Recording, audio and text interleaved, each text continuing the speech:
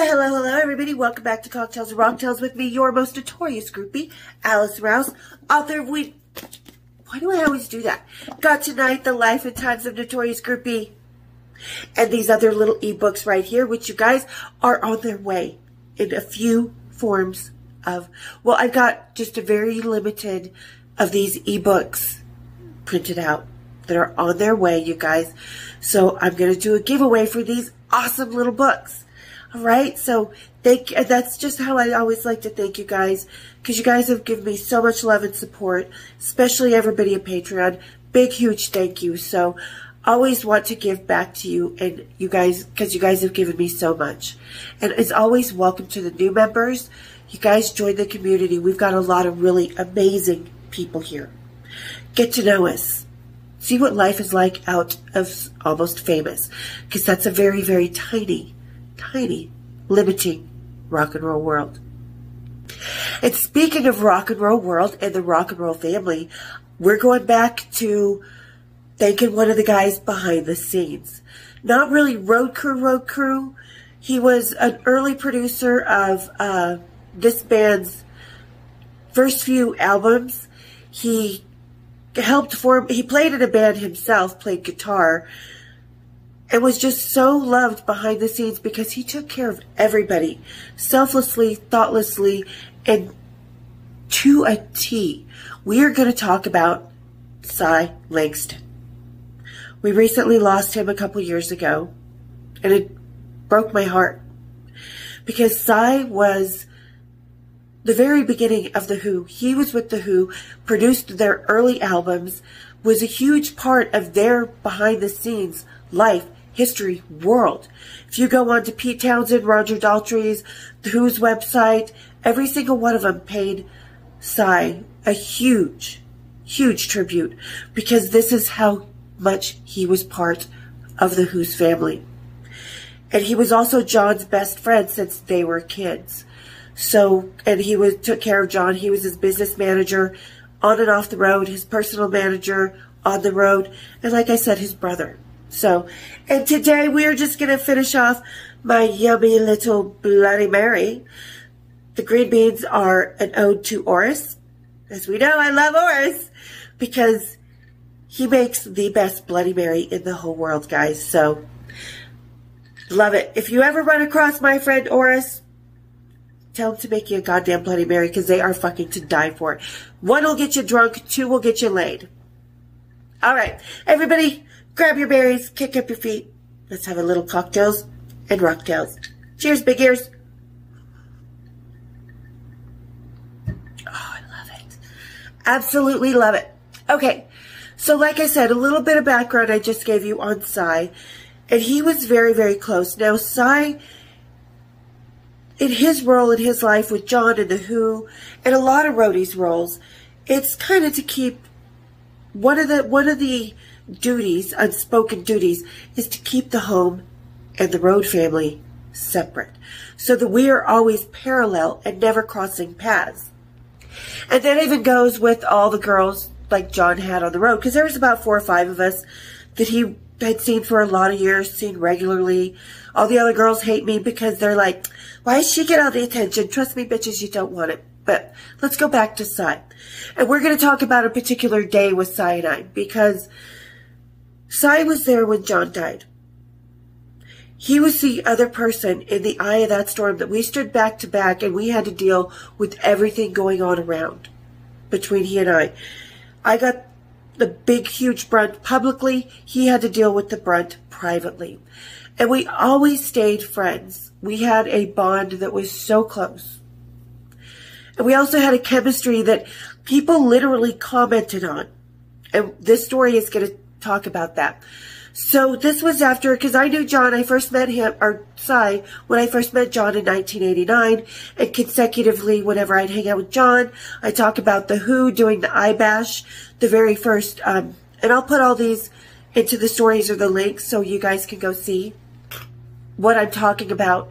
Because Cy and I had a long history as friends, and after John died, we still stayed friends and had an even closer bond, and he took care of me in the way that John would have wanted me to be taken care of, protected, spoiled, all this stuff. And that's what Cy did.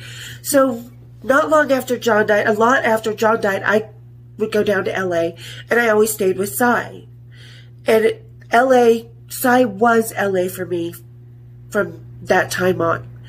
And one of the times we decided we were going to go to Gladstone's for breakfast, which is a really awesome brunchy place over, you know, down Malibu, wherever. A lot of celebrities go there, been there forever. Really great, really awesome Bloody Marys.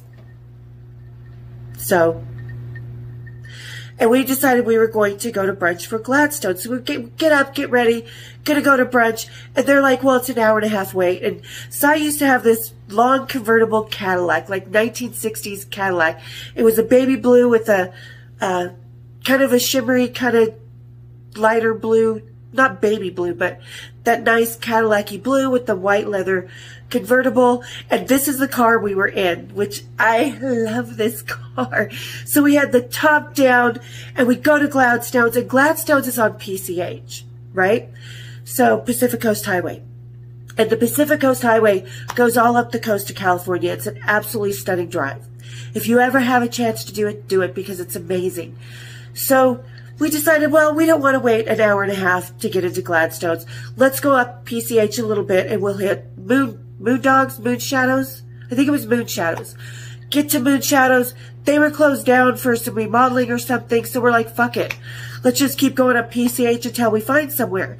And at the time, Cy and I were, my big drink was a chocolate martini, which I absolutely love still to this day. And we ended up stopping at some little bar that had nibblies and stuff because we still hadn't eaten breakfast. And I'm like, fuck it, let's start day drinking. You know, it's 10 o'clock in the morning. So we're about 20 minutes up PCH. And then we end up, he's like, you know what? He's like, while we're doing this, he's like, let's just go up to Santa Barbara. I'm like, okay. I said, we'll just stop at whatever little bar we see and find the best chocolate martini, because we had decided this at this first little bar we stopped at. We're getting some nibblies, getting some food in our stomach. And he had a good friend, Uncle Richard, who lived in Santa Barbara. So we called him, and he said, hey, we're coming up. Meet us at the Fish Enterprise, which is a restaurant that's been in Santa Barbara. But that's beside the point. Anyway, so that's our first stop on our quest to find breakfast and the most perfect chocolate martini. So then we stopped, I think we stopped at one other place, had another chocolate martini, some little bar snacks, got up to Santa Barbara. Go to Santa Barbara, we meet Uncle Richard at the Enterprise, Fish Enterprise. We're just having a nice meal. We have a few more chocolate martinis. The first one was a pretty okay, because people didn't know this is when chocolate martinis were first coming on the scene. Martinis. So the first chocolate martini, pretty good, right? Second one, it was mediocre at best. It was too vodka-y, not enough for Angelica and Godiva. So then we cruised down to Santa Barbara, and the Fish Enterprise, the Enterprise as we call it, had a really awesome chocolate martini. Very delicious, really good. The chocolate sauce, the Godiva, the vodka, a little bit of cream. Pretty good, but kind of heavy and super sweet. So we just stayed there. We had a couple more chocolate martinis, and keep our drink count in mind. At this point, we're at 5 drinks because we had 2 chocolate martinis at the second stop. So then, and this is one of the most magical. This is one of the times you just spur the moment. Turns out being one of the best fucking days. So then we go to another little spot to have something else. Like, we decided to go to another place where we had, I want to say it was Picasso's or something, and it was right there on the beach walk in Santa Barbara. So we go there, we have another chocolate martini, which was perfect. He just used this vanilla vodka and a chocolate vodka, just crisp, clean, no chocolate, no cream. It was clear, you could see right through it, and a little bit of chocolate shavings on it. So far on that trip, that was the best chocolate martini. Right there. Just this little place, the guy's like, yeah, let me take it. And I'm doing the shaker, the martini shaker. Because Cy and I were just friends. We were very, very close. Like I said, we had this incredible bond. So we jump back in the Cadillac. And he's like, we're like, we got to go, Richard. Great seeing you. You know, like I said, kiss bye, jump back in the Cadillac, start cruising down. He's like, let's go through the back way back to LA through Ojai. And as we're cruising through Ojai, we come down this beautiful winding road. We kind of pull over a little bit because it's this perfect view into the valley of Ojai. It was so amazing. And as we're pulling closer to town, and we keep seeing these big signs, Wine Festival. Well, okay, let's stop for the wine festival. So we wandered around the wine festival. We didn't have a chocolate martini. We tried some really good wines. Really, really awesome flavors. Cool beans. Cruise down there. Then we go. It's not over yet. So we started at 10 a.m. I'm guessing it's about 4, maybe 5 o'clock about this point. And it's the summertime, so it's still daylight out. So 5 o'clock-ish, we leave Ojai, go cruising down the canyon some more. And that, I think it's Hogs and Heifers, where all the celebrities and everybody goes when they're doing canyon rides on their motorcycles. And it's really wild, just bar out in the middle of this beautiful canyon. So we stop at Hogs and Heifers, you guessed it, some bar food, chocolate martinis. Probably the second worst of the day. The first one, that was the worst one of the day. This one was the second worst of the day. So then we go back down to LA. We finish the drive to go back down into LA. We decide to stop to have another bite to eat because we weren't really eating a whole lot. We were just having nibblies. So we decided to have a full dinner.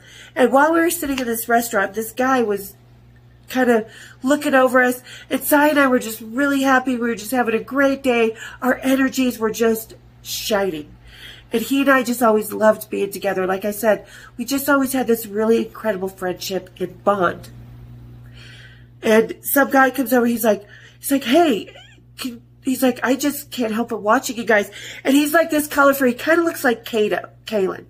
But he's got these kind of stripy 60s, cool pants on, cool shirt. Just a really nice guy. Good looking guy, actually. You know, that nice kind of feathered blonde hair, kind of sandy blonde, his cool sunglasses. Oh, sorry, there we go, hair in my eye. But he comes over, he's like, do you mind if I join you guys? He's like, I just been watching you. He's like, I can feel your energy. He's like, it's just so amazing.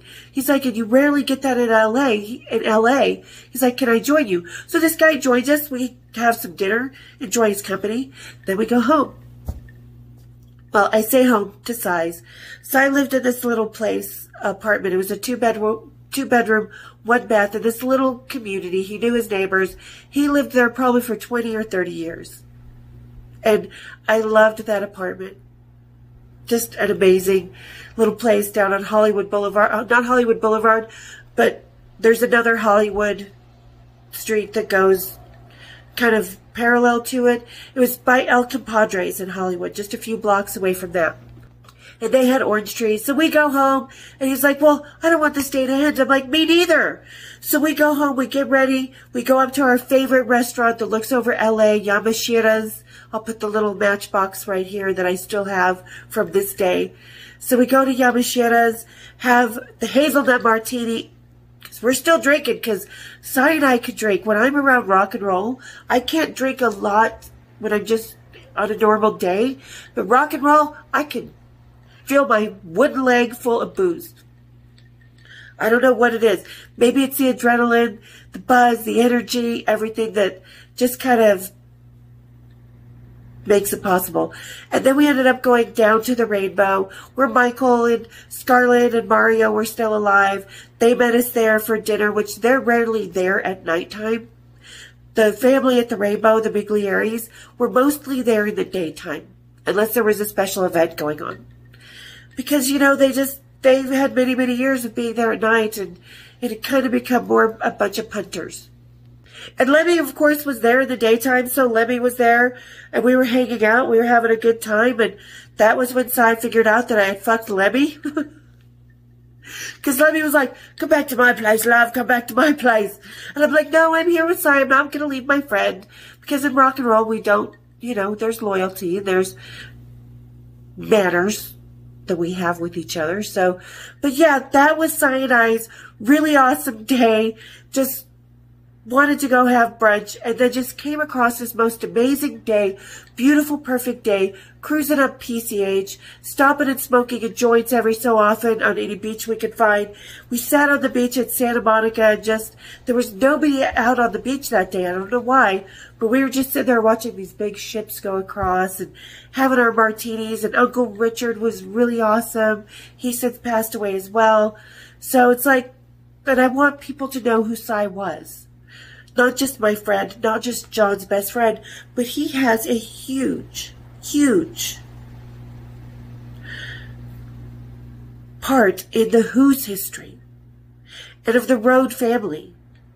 You know, because all we ever hear from, like I said, other groupies or I'd never date the road crew. Well, they're part of my fucking family, and I date them, and I'm friends with them, and I hang out with them, and I go out on the road to see them, whether I'm sleeping with them or not, because just because you're hanging out with the band doesn't mean you're sleeping with them. And see, that's what the 70s groupies did, because their few handful of rockers, they've all slept with them, and good, well done you. Nothing against that, but again, that's how a lot of people equate groupies. To one genre, rock and roll usually, and because you have to be sleeping with someone to go up to be hanging out with them and enjoying the rock and roll world and the experience, and it's not, you know, like I say, we're all part of this family, and Cy deserves the credit where credit is due, because Lord knows Scammy DeBars, she didn't know Cy like I knew him, because she turned her nose up to certain parts of the family. She was a star fucker. So, you know, when she talks about the Who, it's about one person. And it's about maybe 2 times. And when I talk about the Who, it's about the whole goddamn family. And we have fights, like suing Roger Daltrey. And we have great days, like this day with Cy, and many others in LA with Cy. And out on the road with Cy and John. You know, the Who was a family.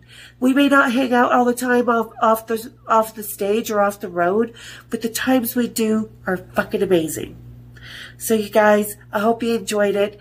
And ladies, when you are becoming a groupie and hanging out, don't discount every member of the family just because they're not standing on the stage. Okay? Because you're going to be missing out on a lot of amazing days, some really fucking awesome friends who have your back and your memories, and a lot of good times with you. All right. And speaking of good times, you guys, if you're just hanging out and haunting, that 47% of you that are haunting the channel, go down, hit that subscribe, hit my bells, because I've got a lot of cool things. And with everybody coming over from TikTok, if it gets banned, all these creators who just cookie cutter and report the same politics, the same music, the same, dress up for the camera just like they think Penny Lane would. Those are all a bunch of cookie cutter, unoriginal crap. So hit the like, hit the subscribe, hit the share. Let's keep me, the real, the rock and roll, the true story, cream of the crop. Let's keep me top of the crop. Let's help get me out there more, because you guys, I can't do it without you. And that's why I will never ever begin an episode without saying thank you. So hit the subscribe, hit the likes, hit my bells, and let's keep going, growing, and here at Cocktails and Rocktails, okay? We'll see you next time. Cheers, big ears.